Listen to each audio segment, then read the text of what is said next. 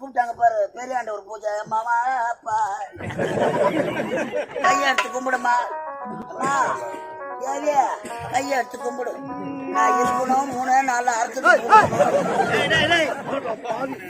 நல்ல வார்த்தையா வராதா நல்லா வரல நாளைக்கு நல்லா இருக்கும் கையெடுத்து இந்த காமாட்சி அம்மா விளக்க அனுப்பிச்சுட்டு